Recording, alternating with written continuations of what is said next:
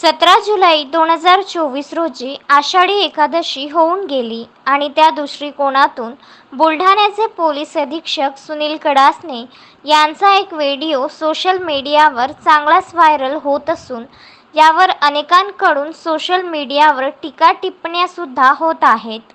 या व्यतिरिक्त गावाच्या चावडीवर देखील अनेक चर्चा ऐकण्यात येत आहेत. पोलीस अधीक्षक यांना कोणी हप म्हणत आहे तर कोणी प्रवचनकर्ता म्हणत आहे. ही गोष्ट तितकीच सत्य आहे. जेथे आस्था आहे तेथेच रास्ता आहे.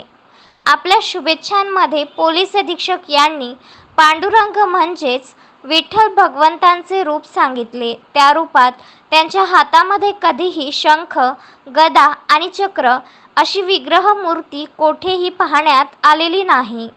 त्यामुळे अनेक भाविकांमध्ये संभ्रम स्थिती दिसत आहे. विदर्भाची पंढरी म्हणून गणल्या जाणारी संत श्रेष्ठ गजानन महाराजांची नगरी म्हणजे शेगाव नगरी.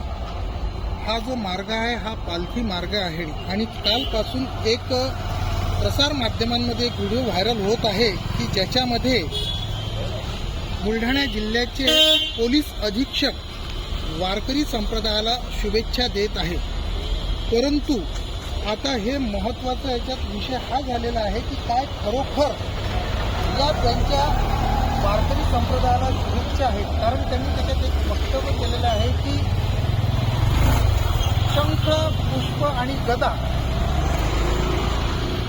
त्यांच्या हातामध्ये आहे विठुरायांच्या. परंतु आपण नेहमी जी विठुरायांची मूर्ती बघतो ती फक्त कमरेवर हात ठेवूनच असते. त्यामुळे ही रील आहे की खरोखर शुभेच्छा आहे यावर अनेक लोकांचे मतमतांतर दिसून येत आहे. कॅमेरा पर्सन संदीप देशमुख सोबत महेंद्र मिश्रा, बुलढाणा. महेंद्र मिश्रा, विदर्भ न्यूज, बुलढाणा.